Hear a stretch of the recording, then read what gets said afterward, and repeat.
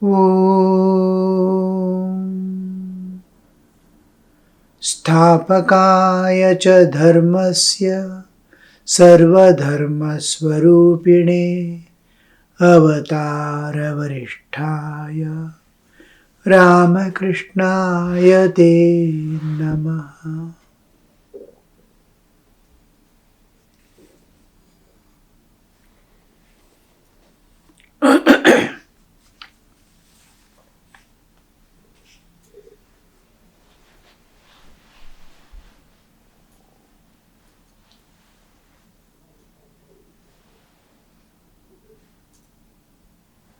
Master wanted Narendra to sing.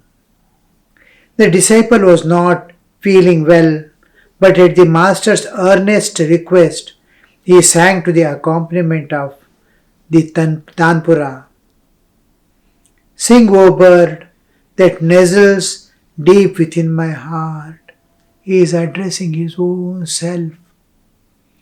The bodily existence is considered as a cage in which a bird is trapped, because the freedom to fly has been, I cannot move about away from the bodily existence. In northern India, the panchi, the bird, is given most common way of expressing the Jivatman. उड़ जा रे हमसा पवन वेग तेरी इस दुनिया में कोई नहीं. In this world nobody is yours. Fly away to your own home, eternal home. You have come here to this world and caged in this body, lost all the freedom, and whatever sukha dukkha comes from the nature who has trapped you in this body, you have to be satisfied with it, losing all the freedom, sustaining your life in tears. So that kind of expressions, when somebody passes away, oh panchi ud gayi, pinjra reh gaya, the bird flew away and only cage is left behind. This bird is the Jivatman, the individual soul that is entrapped in the bodily existence. So he is addressing, sing. You are in the cage. There will be a day when it will be opened for you. Listening to the singing, the one who has trapped you inside the cage will find it, understand the need, gain compassion for you one day to release you from the cage. Forever you can fly into the realm of everlasting peace and joy. O bird that nestles deep within my heart, sing, O bird that sits on the kalpatra tree of Brahman. From the other side, when you see, from bodily side, you see the Jivatman trapped in the bodily existence. But when you see the other side, it is open to the infinite existence. He doesn't lack anything. When we sleep, how we withdraw our external consciousness one by one from body, from pranic level, from mind, from intellect, buddhi, and how we expand within when we go to the deep sleep state. Second stage of deep sleep, I am expanding into the universal consciousness, and beyond is the absolute. So the absolute, I have always access to the absolute. If I turn inward and see, there is God apart from the Jiva. A bottleneck comes into force which expands into the infinite. So immediately after the heart of your bodily existence, not physical heart, spiritual heart, which is in the depth of your being, at the core of your existence. It expands into infinity. You are sitting at the foot of that infinite eternal existence, the Kalpataru, Kalpavriksha, the Kalpa tree. Anything you think, it is there in front of you. O bird that sits on the Kalpa tree of Brahman, sing God's everlasting praise, the stuti of the Lord of the universe. God's everlasting. In front is the body, behind is the infinite existence, and the whole thing is enclosed by bodily existence in the universe, and there is a Lord who is taking care of every jiva and making move towards the eternal freedom. Sing his praise. Then he sang, Brahman, the joy of whole universe, supreme effulgence, God beginningless, Lord of the world, the very life of life. Narendra is singing various. He belongs, Sri Ramakrishna used to say, he belongs to the other realm of the infinity, of eternity. And when after coming also to the human level of bodily existence, he is there almost ever in tune with the absolute existence. He is singing, and all you see, there is one love, and all that aspect is on one side. He is as if children are playing with toys. He is playing with it like a child. After the play is over, be with itself in mother's lap, then enter into deep sleep. So Narendra, you can see bhakti and bhava and all, he plays like a child playing with the toys. And then he is with the Lord of the universe to do his expectations, to fulfill his demands, or the orders or wishes of the Lord. He is there with the Lord like child lying down on the lap of its own mother.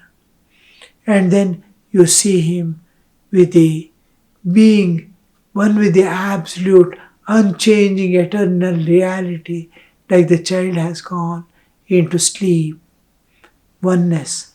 So here, when he sings, Brahman, the whole joy of the universe, supreme effulgence on the other side, God beginningless, the Lord of the universe. He is coming to the Lord of the universe, the life of life. The life of life. Innumerable lives are there. They are having only one support in their life, is God, who is feeding it through nature. He is governing their lives. Whatever they need, they are able to, He is providing them. Life of lives. And again, O King of Kings, reveal thyself to me. I crave thy mercy. Cast on me thy glance. At thy dear feet I dedicate my life. Sacred in the fiery furnace of this world. My heart, alas, is deeply stained with sin. Ensnared in Maya, I am all but dead. Narendra is singing, O King of Kings, reveal thyself to me. How that he belongs to that realm He has come and taken the human body to do good to the world. Narendra is there. He is singing. On one side, he is lingering with the absolute existence to which he belongs to, and he sees himself caged. He prays this God and to express his gratitude, he express his love and all that. At the same time, he is longing for release, mukti, and longing for the vision of God. All these characteristics you will clearly see in Naren's life. Being one with the Absolute, being one with the world to serve them, being with the Absolute to be in His own glory, to be longing for God, for the release, because he doesn't know himself yet, who he is, why he has come. Master alone knows. Master is training. Master is going to build him up and bind him to the world for service and go away. So he is that longing to go back to his home also is there. I crave thy mercy, cast on me thy glance. Means, make me realize you. At thy dear feet, I dedicate my life. When I expect a person to take care of me, to help me, to release me, I must be subjecting myself to that person. Otherwise, he cannot handle. I go to a doctor and subject myself to be handled by the doctor. If I tell all my disease and don't allow him to touch or treat me, what is the purpose served? So there must be surrender. And that we find here. I crave for thy mercy, cast me thy glance, cast on me thy glance. I am subjecting myself, I crave for your mercy, cast a glance on me. At thy dearest feet, I dedicate my life. I am giving myself at his disposal to be handled by him. If I don't dispose myself at his feet, he cannot handle. If I retain ego, if I retain my will, he cannot operate. I leave it to him, his will. I give myself to him. I dedicate my life. Sacred in the seared in the fiery furnace of this world. The constant burning. The jivas who are passing through the world externally are enjoying, are seeking enjoyment, are struggling to get enjoyment in the world, pleasures of senses. But at the same time, they are undergoing tremendous torture, like being baked in the world, scorched in the world. One is bodily pains and pleasures. The pleasures are joys pass in no time, but pains sustain as if it is a long period. The bodily conditions of bodily sufferings, according to karmic load, does come. Even otherwise, body undergoes transformation, bringing it down to the old age where the helplessness is felt. On the other side, whatever I seek fulfillment and expectations are not met. Because whatever way nature keeps me, I must be subjected to it. I cannot have the option here in this world because I am limited by my karmic load. And this causes constant burning, that my desires, ambitions, expectations are not met. And one side bodily aging is going on every day, even though I am young and energetic, it is going away. And now and then sickness, bereavements, whom I loved, they go away. All these things I see before my own eyes, my children dying, my parents dying. All this is making me shrink, burn constantly. I am losing wealth. I am losing my possessions. It's all torture. It's all suffering.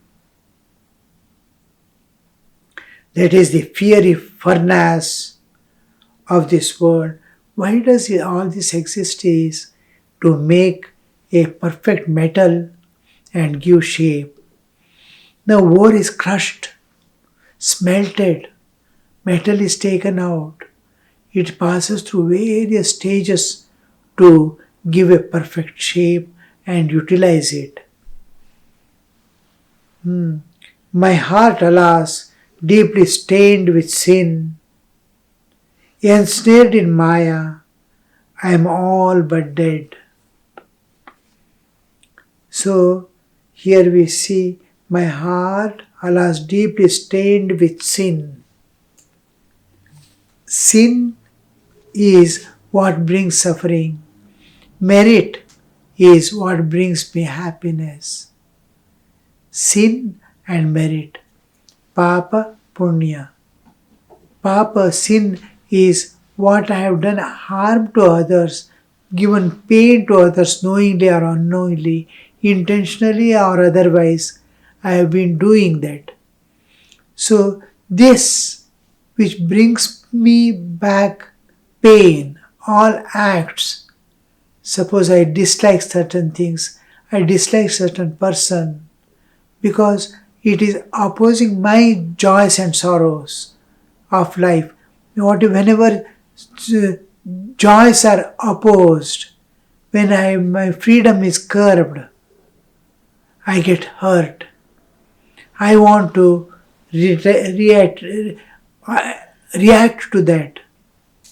And all these reactions that bring me back pain is considered as sin. Here, my heart deeply stained with sin, ensnared in Maya. Snare. In Maya I have been caught and I am helplessly struggling for enjoyments and possessions, for freedom and all that. Actually, we are not seeking release from Maya. We want to remain in Maya and enjoy. The release from Maya is different. This freedom of senses. All jivas are seeking freedom of senses. Children want to be free. Freedom, this is freedom of mind, freedom of senses. They want to do anything according to their will. Freedom of senses. Freedom from senses is there. Freedom from is to become the mind, what demands. I am not bound by that. I am free. I can dictate mind. I can dictate my senses. Oh, there is eternal bliss. Turn this side. This is temporary joys, pleasures of life. This is going to bring suffering. Here is the eternal joy and bliss which never brings suffering nor has a place for suffering to work. So this discrimination interferes to remove the dependence, longing for external things. enshrined in Maya. That is, I am caught in the grips of Maya. I am all but dead. I know everything, what is happening, I am helpless. That is, I am not able to act according to my wish. This is the death. When I am not able to move as I want, I am not able to think as I want, as I am not able to enjoy as I want. I am limited by external nature, then I am snared in the Maya's net. And I am, because of my helplessness in every aspect, limitations that is put by the nature, I am all but dead. Compassionate Lord, revive my fainting soul with the life-giving nectar of thy grace. Compassionate Lord, God all-pervading eternal reality, who is there within as the indweller, He pervades my existence and every aspect of my existence, mind, body, senses, and all that I have. It pervades as the Sutratman, the indweller. As indweller, He exists separately and specifically in my existence. And as Sutram, everything, God is pervading everything and giving existence to that. Similarly, He is pervading me also and giving existence to me, my existence. There we see all pervadingness represented by omnipresence. All capable, He can do and undo anything, including the Srishti Sthiti Pralaya.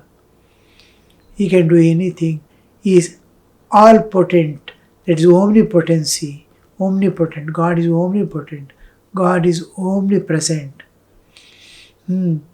God is omnicompassionate also. Everywhere, wherever there is a need and wherever there is suffering, He is compassionate. He is all-knowing, omniscient, omnipotent, omniscient, omnipresent, as well as omnicompassionate. He is ever to feel compassion for you, ever there to release you from any kind of bondage. He is there any moment to give you the bliss absolute. So this aspect of God as omnicompassionate, we must be able to remember all the time. Compassionate, oh compassionate Lord, He is expressive because innumerable jivas in this world, countless jivas in this world are there, from bacteria and virus to the huge bodies of elephants and the things like that. All jivas are there. And Lord is compassionate one. He pervades everything. He is there with every jiva to give solace to that burning heart, to make that jiva evolve. He is one. In Bhagavad Gita, Krishna uses the term Surit. I am your Surit, a deep well-wisher, always seeking your welfare at all times. That is God. And to Him, compassionate Lord, revive my fainting soul. It is losing its all strength. It is not able to stand because of the problems and suffering, constant suffering, unending suffering. Because he has identified with body. Only thing, all sufferings come to us only because of identification with this body. When we start knowing our divinity, when we are starting feeling our divinity, that is projecting constantly from within. The divinity is the absolute flowing in the relative is divinity. In me also it is flowing, it is divinity. So, O compassionate Lord, He is compassionate because He Himself has become the universe and all things. Revive my fainting soul. The soul, the bird within, the cage, this soul is fainting, means losing all its vigor and strength. It is losing all its capacities, and because of the helplessness it is undergoing and limitations that has been put and constant suffering that is going on. Any change is a suffering. Fainting, revive my fainting soul with the life-giving nectar of thy grace. Mrita Sanjeevini, life-giving nectar. There is a medicine which is given to the dying person to keep him alive for some more time. Or a dead person who is dead because of some reason, his life is still there, but accidentally that person has done because of some factors of the nature unavoidable, and it has to be revived to bring it back to the normal consciousness of life, existence. So life-giving nectar of thy grace.